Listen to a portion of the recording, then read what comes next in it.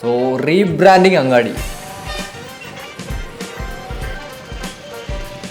ഇത്രയും കാലത്തെ ഡിസൈൻ സ്കൂളിലെ ഒരു ജേണിയിൽ കണ്ട one of the best project എന്ന് പറയാൻ പറ്റുന്ന ഒരു പരിപാടിയായിരുന്നു റീബ്രാൻഡിങ് അങ്ങാടി.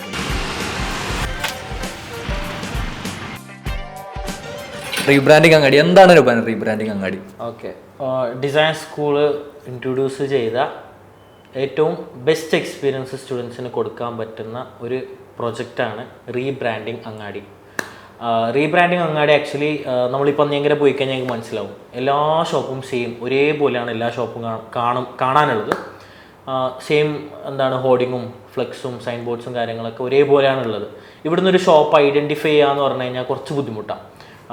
ലൈക്ക് ഒരു ചായപ്പൊടി ആണെങ്കിലും അല്ല നമുക്ക് എന്തെങ്കിലും പെട്ടെന്ന് അത്യാവശ്യത്തിന് കയറി വാങ്ങാൻ പറ്റുന്ന ഒരു ചെറിയൊരു ഷോപ്പാണെങ്കിലും കാണാനും അറിയാനും ബുദ്ധിമുട്ടാണ്. അപ്പോൾ അവിടുന്ന് നമ്മളെ സ്റ്റുഡൻസിനെ വെച്ചിട്ട് എന്ത് നമുക്ക് ചെയ്യാൻ പറ്റും, നമ്മളെ സ്റ്റുഡൻസിനെ അവർക്ക് ഇവിടെ ഈ ഒരു പ്രശ്നത്തിനുള്ള സൊല്യൂഷൻ എന്ത് കൊണ്ടുവരാൻ പറ്റും എന്ന് ചോദിച്ച സമയത്ത് അങ്ങനെയാണ് നമ്മൾ ശരിക്കും ഈ ഒരു ഐഡിയക്ക് എത്തുന്നത്. ഓക്കെ, റീബ്രാൻഡിങ് അങ്ങാടി എന്ന് പറഞ്ഞിട്ട് നമ്മൾ ഈ പന്ന്യങ്കര എന്ന് പറയുന്നുള്ള അങ്ങാടി റീബ്രാൻഡ് ചെയ്യാം. ഇവിടെയുള്ള ഷോപ്പിൻ്റെ മുഖച്ഛായം മാറ്റാം, കാണുന്ന സമയത്ത് കുറച്ച് കളർഫുൾ ആവാം. എല്ലാ ഷോപ്പും ഒരേപോലെ ആവണ്ട, ഓരോ ഷോപ്പിനും അതിൻ്റേതായ സ്റ്റോറി, അതിൻ്റേതായ ഒരു വിഷ്വൽ ലാംഗ്വേജ് എല്ലാം കൂടി ക്രിയേറ്റ് ചെയ്യാൻ വേണ്ടിയിട്ടാണ് ശരിക്കും റീബ്രാൻഡിങ് അങ്ങാടി നമ്മൾ ഇൻട്രൊഡ്യൂസ് ചെയ്തത്. എടാ എനിക്ക് ഓർമ്മ ഉണ്ടോ, നെബാൻ വന്നിട്ട് ഒരു ദിവസം നമ്മളോട് പെട്ടെന്ന് വന്നിട്ട് ഇങ്ങനൊരു സംഭവം ഉണ്ട്, ഞാനൊരു സാധനം കാണിച്ചു തരാമെന്ന് പറഞ്ഞിട്ട് ഒരു വീഡിയോ കാണിച്ചെന്ന് നമ്മൾ ലൈക്ക് വണ്ടർ ഹായ് ഇതെന്താ സംഭവം പറഞ്ഞിട്ട് നോക്കി നിന്ന്. എന്നിട്ട് നമ്മളോട് നബാൻ പറഞ്ഞ് ഇതുപോലൊരു ടാസ്ക് ഞാൻ നിങ്ങൾക്ക് തന്നെ നിങ്ങൾക്ക് ചെയ്യാൻ പറ്റും. നമ്മളെല്ലാവരും ഓക്കെ അതിനിപ്പോൾ എന്താ നമുക്ക് ചെയ്യാമല്ലോ. പക്ഷെ എല്ലാവരും ഉള്ളിലും ഇത് നമ്മളെ കൊണ്ട് നടക്കൂലേ എന്നുള്ള മൈൻഡിൽ നിന്നിട്ട് ആ ചെയ്ത ഓർമ്മ ഉണ്ടോ നിങ്ങൾക്ക്? നമ്മളന്ന് ഫസ്റ്റ് കൊണ്ടുവരുമ്പോൾ എൻ്റെ മനസ്സിൽ എങ്ങനെ ഉണ്ടായില്ല, എന്തായാലും എൻ്റെ മനസ്സിൽ ഇത് പെട്ടെന്ന് ചെയ്യാം അല്ലെങ്കിൽ എളുപ്പമാണ് എന്നുള്ളൊരിതുണ്ട്. പക്ഷേ അത് ശരിക്കും കണ്ടു കഴിഞ്ഞപ്പോൾ ഭയങ്കര ഇതായിരുന്നു, ഭയങ്കര ഒരു എന്താ പറയുക പെട്ടെന്ന് ചെയ്യാം തീർക്കാന്നുള്ള ഇതിൽ. പക്ഷെ നമുക്ക് ആ കാണിച്ചെന്ന വീഡിയോയിലൊക്കെ കാരണം നമുക്ക് തീമാക്കിയപ്പോൾ നമ്മൾ എന്താണ് ആ വീഡിയോയില് അപ്പൊ നമ്മൾ അതേപോലെ പാറ്റേൺസ് കാര്യം അപ്പൊ ഫസ്റ്റ് വന്നിട്ട് ഇതേപോലെ അവർ അപ്പൊ ഫസ്റ്റ് നമ്മളെല്ലാവരും സ്റ്റക്കായി. അപ്പൊ ഞാൻ നമ്മൾ എന്ത് ചെയ്യും, പിന്നെയും ഫസ്റ്റ് മുതൽ സ്റ്റാർട്ട് ചെയ്യും. കാരണം നമ്മൾ ആ വീഡിയോ കണ്ടപ്പോൾ നമ്മൾ ഓക്കെ ഇതുപോലെയൊക്കെ തന്നെ നമുക്ക് പാറ്റേൺസ് മാറ്റിയാൽ മതി, നമുക്ക് ഇതേപോലെ നമ്മളേത് ഷോപ്പ് ചൂസ് ചെയ്യണോ അതുപോലെയുള്ള പാറ്റേൺസ് എടുക്കാന്നുള്ള മൈൻഡിലാണ് നമ്മള്. അപ്പൊ നെബ വന്നിട്ട് നോ ഇതുപോലെ ചെയ്യരുത്, നമ്മളെ ഐഡിയയിൽ ചെയ്യണമെന്ന് പറയുമ്പോഴേക്ക് നമ്മളൊക്കെ സ്റ്റക്കായി. സ്റ്റുഡൻസിനാണെങ്കിലും അവിടെ പോയി കിട്ടുന്ന കുറേ എക്സ്പീരിയൻസ് ഉണ്ട്. അവർ ആ ക്ലയൻറ്റിനെ കണ്ട് അല്ലെങ്കിൽ ഏതെങ്കിലും ഒരു ഷോപ്പ് ചൂസ് ചെയ്ത് ആ ഷോപ്പിലത്തെ ആൾക്കാരെ കണ്ട് അവരെ മീറ്റ് ചെയ്ത് അവരടുത്ത് സംസാരിച്ച് ആ ഒരു എക്സ്പീരിയൻസ് അവർക്ക് എന്താ വേണ്ടത്, ഒരു സ്റ്റോറി ടെല്ലിങ് അല്ലെങ്കിൽ ഒരു കഥ ഇങ്ങനെ കേൾക്കുക, അല്ല ഒരു ഡിസൈനർ നല്ല ലിസണർ ആവണം എന്നുള്ളതാണ്. അപ്പോൾ അതിനുള്ളൊരു എക്സ്പീരിയൻസ് ശരിക്കും അവർക്ക് കിട്ടുകയാണ്. അത് വിഷ്വലി അവർ ഒരു ഹാർഡ് ബോർഡിൽ കൊണ്ടുവരികയാണ്, അത് പ്രിൻ്റ് ചെയ്തിട്ട് അവർ കാണാൻ പോവുക. അപ്പോൾ ഒരു ലൈഫുള്ള ഒരു പ്രൊജക്റ്റാണ് റീബ്രാൻഡിങ് അങ്ങാടി എന്ന് പറയുന്നത്. എനിക്കാണെങ്കിലും ഭയങ്കര ഇൻട്രസ്റ്റിംഗ് ആയിട്ടുള്ള ഒരു പ്രൊജക്റ്റ് ആയിരുന്നു റീബ്രാൻഡിങ് അങ്ങാടി. ആ തല മറ്റേ അവിൽ മിൽക്ക് കുടിക്കുന്ന പേടിയുണ്ട്.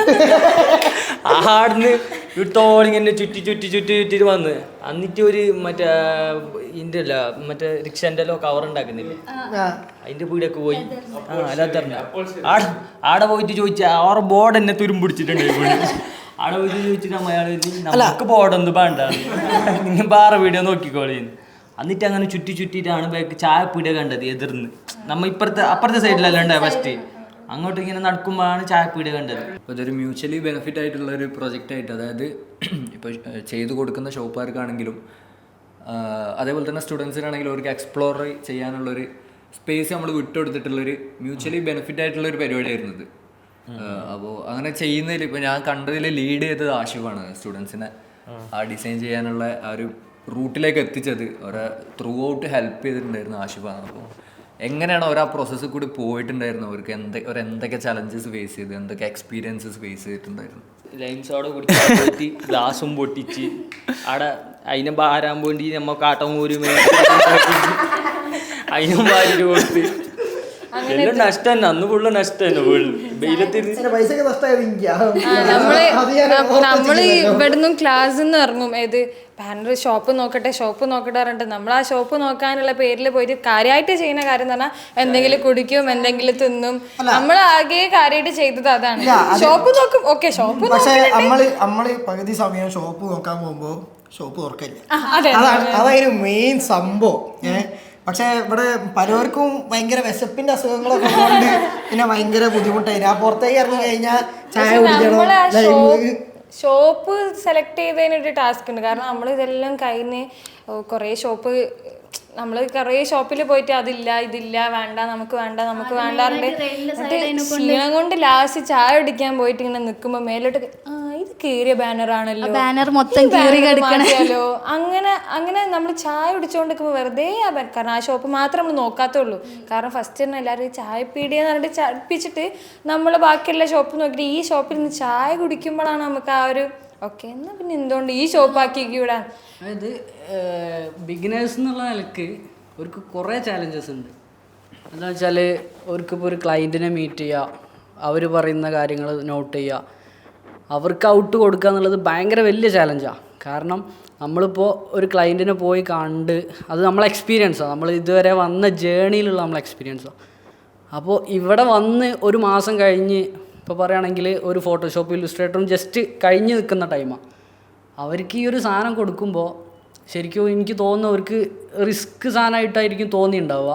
അറിയില്ല ഒരു പറഞ്ഞത് എന്താണെന്ന് അറിയില്ല. അപ്പോൾ ഒരു അവിടെ പോയി ക്ലയൻറ്റിനെ മീറ്റ് ചെയ്ത് കറക്റ്റ് റിക്വയർമെൻറ്റ് എഴുതി വാങ്ങി എല്ലാവരും കൂടി ടീം ആക്കിയതുകൊണ്ട് അവർക്ക് ടീം എന്നുള്ളൊരു സാധനം കിട്ടി. അതായത് ടീമിൽ എങ്ങനെ വർക്ക് ചെയ്യുക, അതിലെന്തൊക്കെ എക്സിക്യൂട്ട് ചെയ്യുക, എങ്ങനെയൊക്കെ അതിന് ഔട്ട് കൊണ്ടുവരിക എന്നുള്ളൊരു സാധനം ഒരു കറക്റ്റ് എന്ത് ചെയ്ത് ഔട്ട് വന്നപ്പോൾ നമുക്ക് കറക്റ്റ് കിട്ടിയത്.